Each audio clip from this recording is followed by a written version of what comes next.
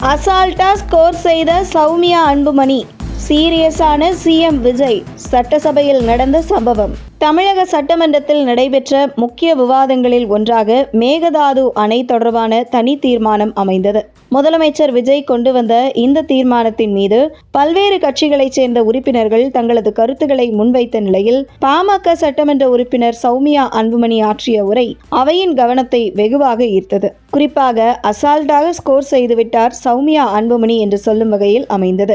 வழக்கமான அரசியல் விமர்சனங்களை தாண்டி காவிரி நீர் பிரச்சனையின் பின்னணி, சட்ட ரீதியான அம்சங்கள் மற்றும் புள்ளி விபரங்களுடன் அவர் பேசிய விதம் உறுப்பினர்களிடையே கவனத்தை பெற்றது. மேகதாது அணை விவகாரத்தில் தமிழகத்தின் நிலைப்பாட்டிற்கு முழுமையான ஆதரவை தெரிவித்த அவர், இனியும் இந்த பிரச்சனை நீடிக்காமல் நிரந்தரமான தீர்வு காணப்பட வேண்டும் என்று வலியுறுத்தினார். தனது உரையின் போது காவிரி ஆற்றின் பயணத்தை விரிவாக எடுத்துரைத்த சௌமியா அன்புமணி, மேற்கு தொடர்ச்சி மலையில் தோன்றும் காவிரி வங்காள விரிகுடாவில் கலக்கும் வரை 800 கிலோமீட்டருக்கும் அதிகமான தூரம் பயணிப்பதாக குறிப்பிட்டார். இதில் அதிக தூரம் தமிழகத்தில்தான் ஆறு பாய்கிறது என்பதையும் சுட்டிக்காட்டிய அவர், தமிழகத்தின் உரிமையை பாதிக்கும் எந்த முயற்சியையும் ஏற்றுக்கொள்ள முடியாது என்ற கருத்தை முன்வைத்தார். அதன் பிறகு காவிரி நீர் பங்கீடு தொடர்பாக உச்சநீதிமன்றம் மற்றும் காவிரி நடுவர் மன்றம் நிர்ணயித்துள்ள அளவுகளை பற்றியும் அவர் விளக்கினார். சாதாரண மழைக்காலங்களில் கிடைக்கும் மொத்த நீர் அளவு, அதில் தமிழகத்திற்கு வழங்கப்பட வேண்டிய பங்கு, கர்நாடகாவுக்கான ஒதுக்கீடு, கேரளா மற்றும் புதுச்சேரிக்கான நீர் பங்கீடு என அனைத்தையும் விரிவாக எடுத்துரைத்தார்.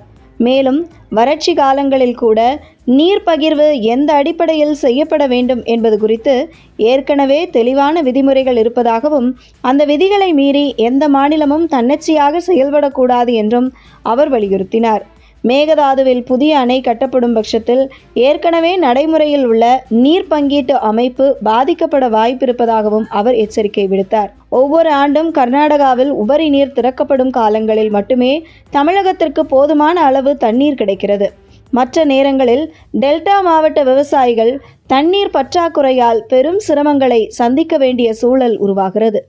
இந்த நிலை தொடர்ந்து நீடிக்கக்கூடாது என்பதற்காகவே நீண்ட காலத்திற்கு பயனளிக்கும் ஒரு தீர்வை நோக்கி நகர வேண்டிய அவசியம் இருப்பதாகவும் அவர் குறிப்பிட்டார்.